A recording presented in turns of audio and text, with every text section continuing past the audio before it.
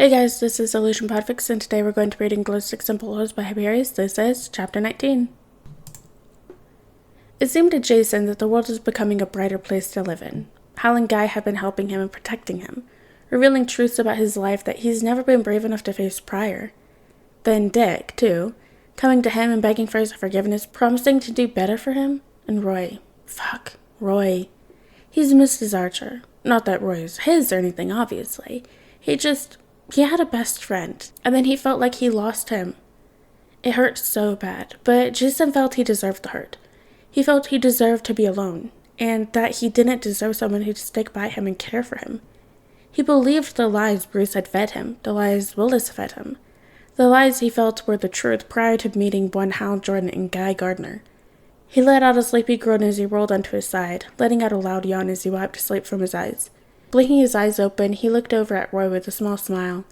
Roy was still asleep, and boy, he did look beautiful in his slumber. No, they didn't have a crazy drunken night that ended in some sexual scandal. They merely watched shitty rom-coms on Jason's laptop, while they pigged out on ice cream and cookies before passing out. Nothing romantic. Nothing at all like that.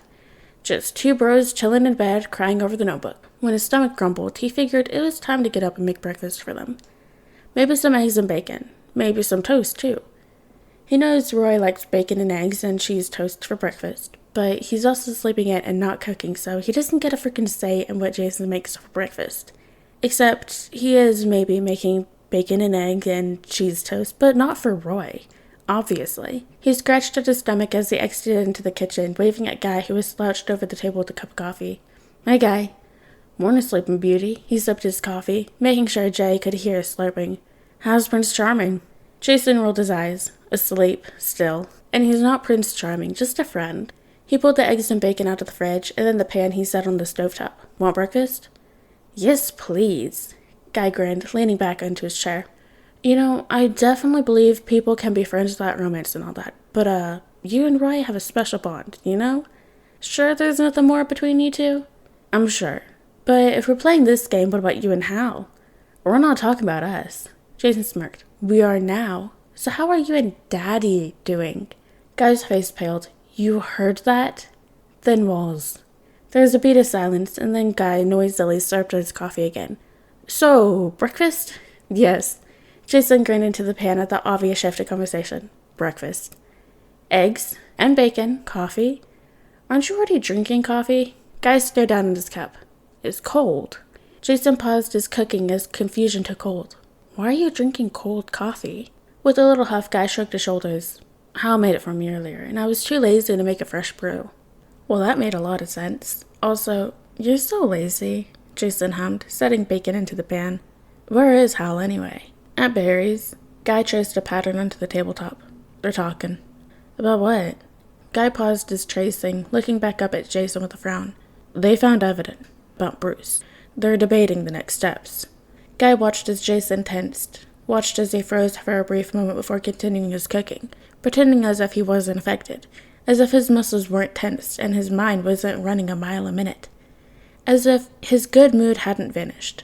Guy let out a sigh. "We can talk about it later. We want your opinion, but you're also in so deep. It's a conflict of interest if you lead this case." No, I get it. He does, too. He really does. It's all happening so fast." He cracked an egg, still refusing to make eye contact. "Everything is happening so fast." "I know, and it is. It's going by so fast, and none of them have even thought about Black Mask or Luther. Them, and all their evilness, have been ignored because of Bruce and all his cruelty. It's going fast, but you're doing so well. Don't patronize me." Guy rolled his eyes instead, walking over to Jason, flicking his head. "I'm not. As an outsider dealing with this shit, it's hard as hell. I can't imagine what you're going through." He leaned his hip against the tabletop, crossing his arms. "You're still smiling, though. Still fighting things worth fighting for. The positives in life." He shrugged. "That's the talent not a lot of people have." Jason let out a shaky breath. "I had to learn it when I was young. It would have been so easy to die if there wasn't little reasons to fight and survive." "I get that," Guy chuckled dryly, shaking his head. "I really do." He let out a breath, getting rid of the memories that washed through him. "Right now, though, we're having breakfast with your red-headed not prince, and then we can get into the bullshit. How does that sound?" A little bit more happy time before Batman. Yeah, Jason out of breath, letting his muscles relax as his breath escaped him. I like that a lot. Perfect. Go wake Roy, breakfast is almost ready. Guy's grin turned devilish as he filled a cup with ice-cold water. Jason could only laugh. Guy is an absolute menace, but he loves it. He loves them, all of them. And, for once, he both knows and feels the love return. Hal was over at Barry's with Dick. Tim and Damien were in the back room, as they were told it was a mandatory slumber party, but nothing more. Sure, they're suspicious, but they don't know the truth yet. And Dick wants to keep it that way for a little while longer, especially for Damien. Dick knows he'll have to be careful with that conversation to make sure Damien believes him, but also to make sure not to break the boy. He practically worships Bruce, so Dick knows that this is going to hurt. He just wants to make sure it won't hurt too badly. First, though, is deciding what to do with the Justice League and how to proceed next. Hal sat across from him and Barry, throwing his fingers against the table as Barry finished making the coffee. You left the Justice League? Yep. Dick scoffed, shaking his head. Wow. You really care about Jason, don't you? I do, Hal glared up at Dick, and he saw the boy swallow nervously. Speaking on that topic, if you hurt him, Hal!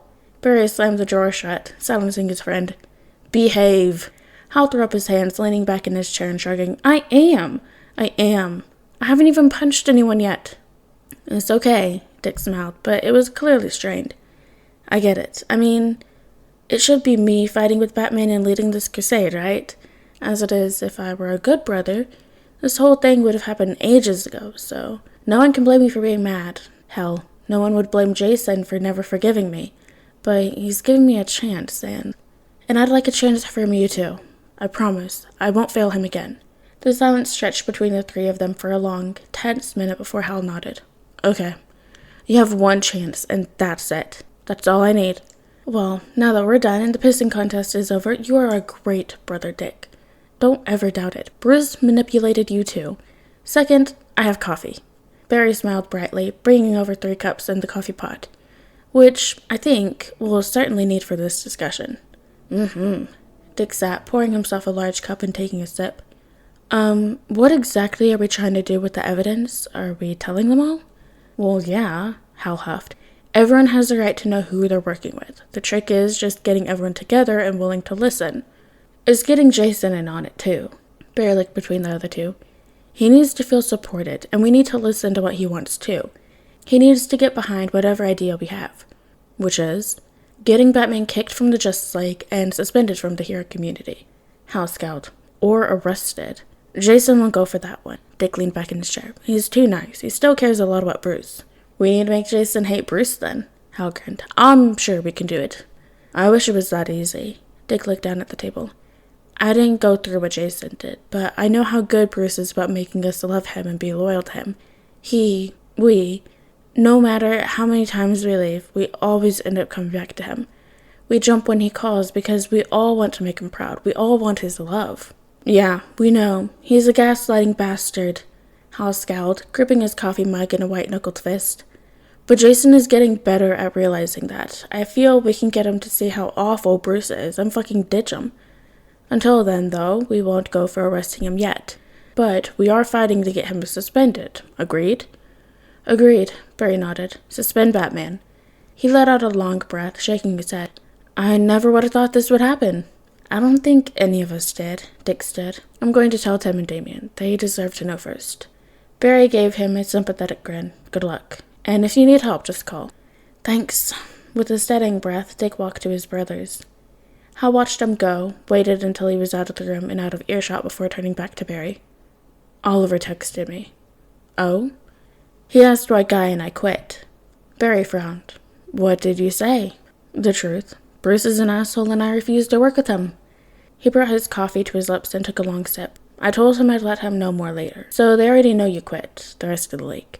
He sighed. They're going to be popping out of the woodwork to get to the bottom of this all.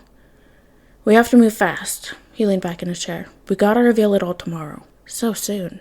Fuck. It's all happening so fast. I'll call everyone for a meeting then. Thanks.